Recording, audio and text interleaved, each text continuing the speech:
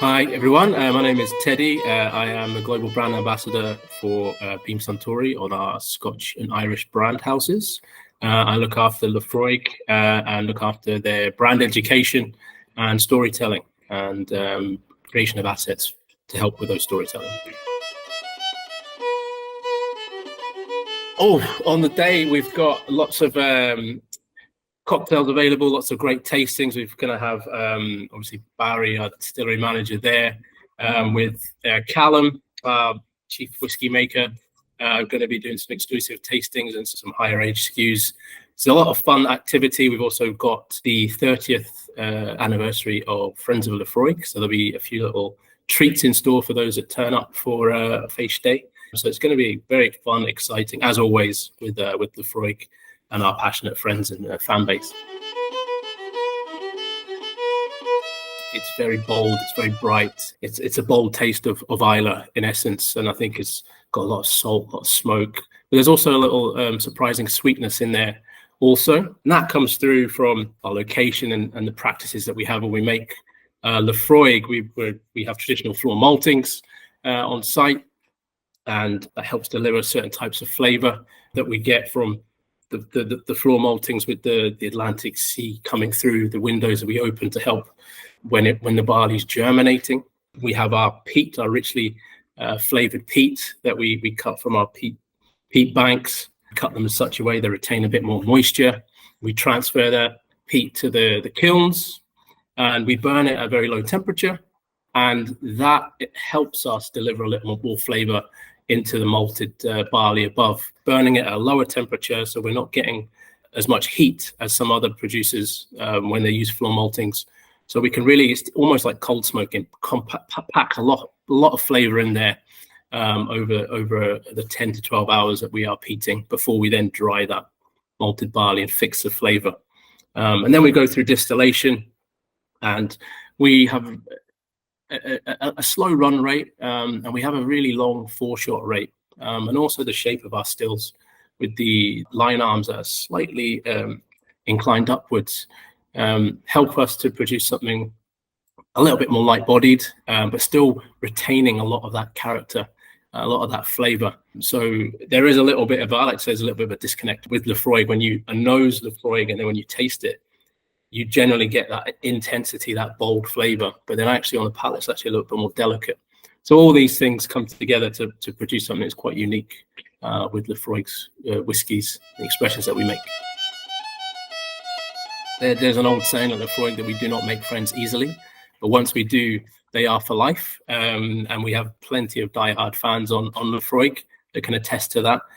I always say, in terms of introducing people to Laphroaig, that just to think about the flavors. Yes, that nose, that aroma is going to be quite bold. It's going to be quite forthright.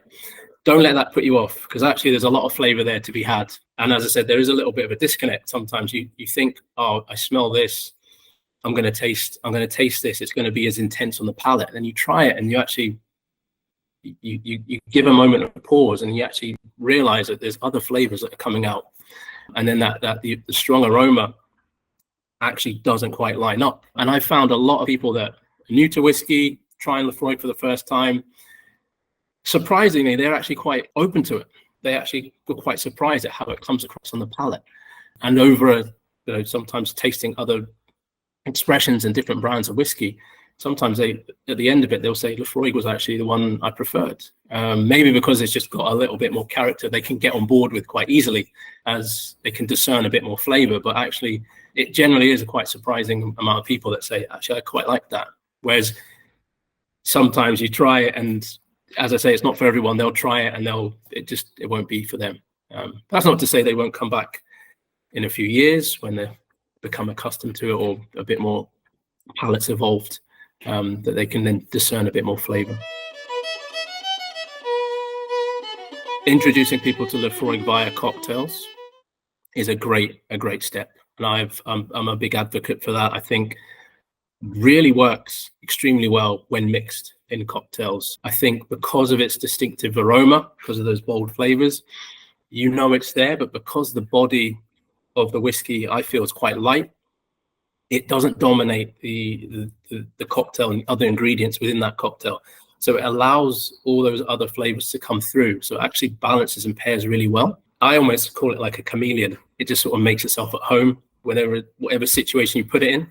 And so taking a modern classic or a classic, like a whiskey sour or a penicillin or even something like a mojito, and utilizing Laphroaig in that situation, say the mojito, taking out the rum, subbing in Laphroaig, then you might think that's going to be quite intense, but actually it's a really refreshing drink. You have a little bit of aromatic smoke coming through, a sweetness, a saltiness, then you've got this mint, the lime, the sugar. And actually, again, I've tried this with several people making drinks with Laphroaig, and they're all quite surprised at how well it works and how easy it is to drink. And that's another way of getting people involved, or certainly introduced to whiskey, is putting it in a vehicle that they like. If they like a cocktail that's quite fruity, cosmopolitan or French martini, actually introducing some whiskey in there, they might not actually realize that there is whiskey in there until you actually point it out. And then they go, actually, there was a little bit something different there. So yeah, cocktails are a great way to introduce people to whiskey, especially Laphroaig, which can sometimes be a bit polarizing. What does Islay whiskey mean to me? It puts a smile on my face, Islay whiskey. Islay whiskey just means connection to me. I think connectivity. I feel like going to Islay, talking about our whiskies, exchanging stories, sharing in a passion, that's what it really means to me. And I think that's none so more evident than when you go to somewhere like Fish Heel, which is the culmination of a collection of people coming together, tens of thousands, to share in a passion, to experience things, to exchange stories, and to really just be one big family. And every time I travel to Islay, I go to our distilleries, I feel that connection. I feel that part of my job is telling stories. I feel that that passion that comes from within myself, and also to the people that I'm engaging with. Coming from hospitality background, part of my role was to help facilitate the enjoyment and the excitement people get from great hospitality and service, ensuring they had a great time and experience. And you definitely get that when you're in Islay. You come to our distilleries, the people there, they share in that. They want to deliver that for the people, the guests that are coming in. And so yeah, connection would be the one thing that Islay whiskey means to me, really. So why has Islay whiskey captured the imagination of people around the world? I mean, the whiskies, the single malt whiskies that come from Islay, they're known globally. They've got great reputation, and they come from a small island. The West Coast is inhabitants of just over 3,000 people. But we've got 10 now. We've got 10 whiskey distilleries, and that number's going to go up. And so there's more whiskey maturing on Islay than there is people that live there. So it really does punch above its weight in terms of Scotch whiskey producers within the country. But when you think about Islay, certainly when someone says the word Islay to me, apart from thinking about the people there and connecting with people, one other word springs to mind, and that's peat. Now we know that Islay's not the preserve of peat. You can get it all over Scotland, you can get it all over the world.